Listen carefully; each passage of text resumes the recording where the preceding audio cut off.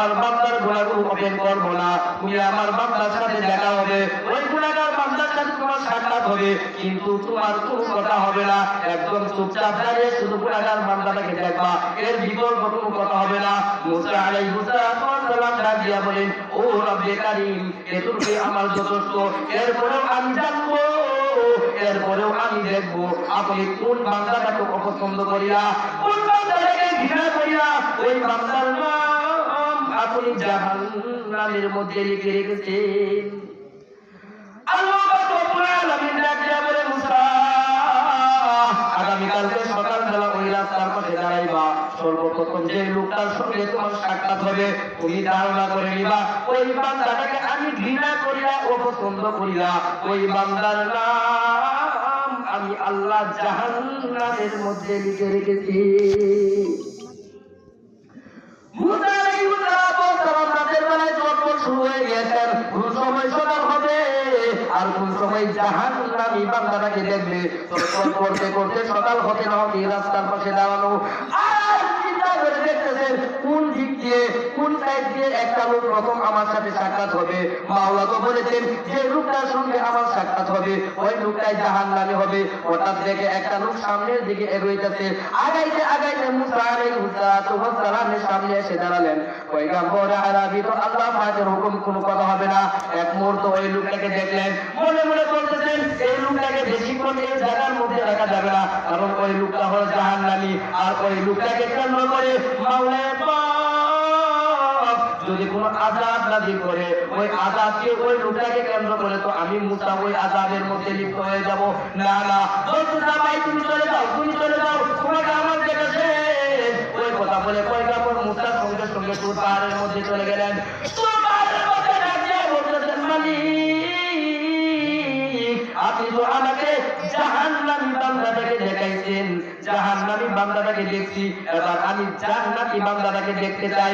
আপনি কোন বান্দাটাকে পছন্দ করিয়া মহব্বত করিয়া ওই বান্দার প্রতি খুশি হইয়া ওই বান্দার নাম আপনি জান্নাতের মধ্যে লিখে রেখেছেন। মুসা তো মনে মনে খুশি, আমি তো নবী, আমার সাথে মাওলার কথা হয়, মাওলা মনে হয় আমাকে বেশি ভালোবাসে, আমাকে বেশি পছন্দ করে, মনে হয় আমার নামটা বলবে। আল্লাহ রাব্বুল আলামিন মুসাকে ডাকিয়া বলতেছেন, মুসা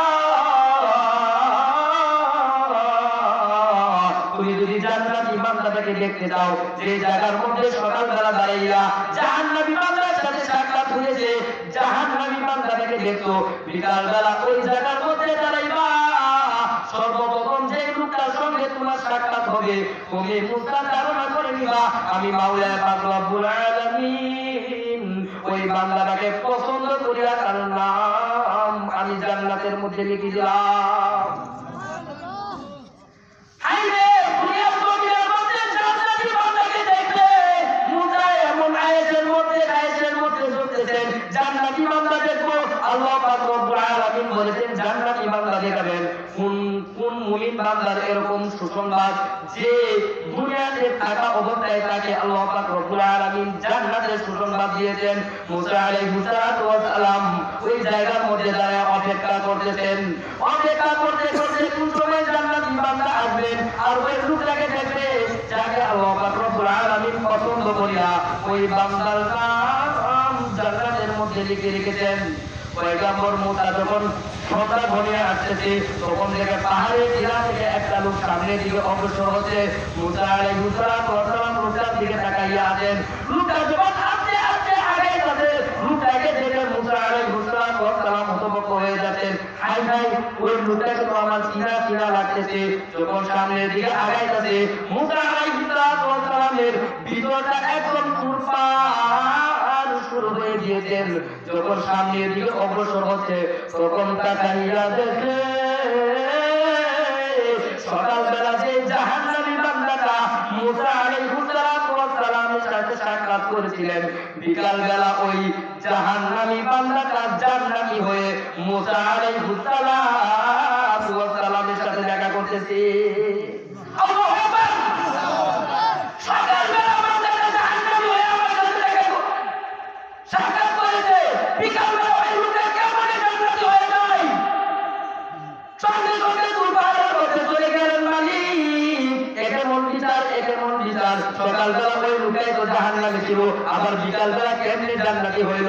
আল্লাহ পাক ডাক দিয়ে বলে মুসা তোমার মিসাল মতো মুজাজ তো আমার আল্লাহ পাকের না, কারণ আমি হলাম রহমান, আমি হলাম রহিম, আমি জব্বার, আমি রব্বার, আমার মধ্যে কোনো দয়ার নাই, আমার মধ্যে কোনো রহমের শান নাই। ওই বান্দা যখন সকালবেলা গেল ওই পাহাড়ে টিলায় বসে আমি মাওলার কুদরতির পায়ে যখন ডাক দিল মালিক জীবনটা তো শেষ করে দিলাম গুনার কাজে, এবার মাওলা আমার চিন্তা হয়েছে, এবার আমার দুনিয়া থেকে বিদায় হওয়ার সময় হয়েছে, কি নিয়ে আপনার দরবারে যাবো?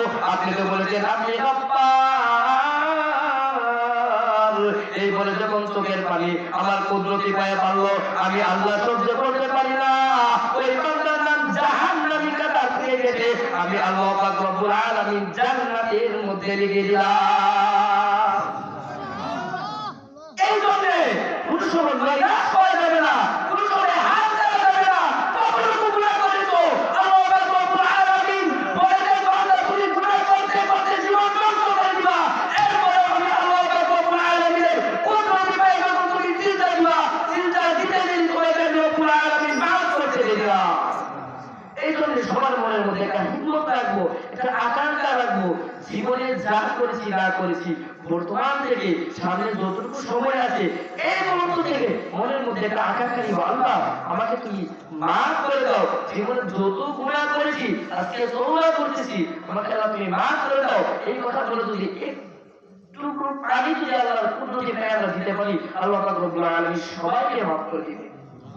এই জন্য আল্লাহ পাক রব্বুল আলামিন আমাকে আপনাকে সারা বিশ্বের উম্মাহকে এই জিনিসের উপর মেনে বুঝে আমল করে মানুষকে ইসলামের প্রতি আহ্বান করার দাওয়াত তৌফিক দান করুন। সবাই বলেন আমিন। ওয়া আখিরু দাওয়ানা আলহামদুলিল্লাহি রাব্বিল আলামিন। আসসালামু আলাইকুম ওয়া রাহমাতুল্লাহি ওয়া বারাকাতুহু।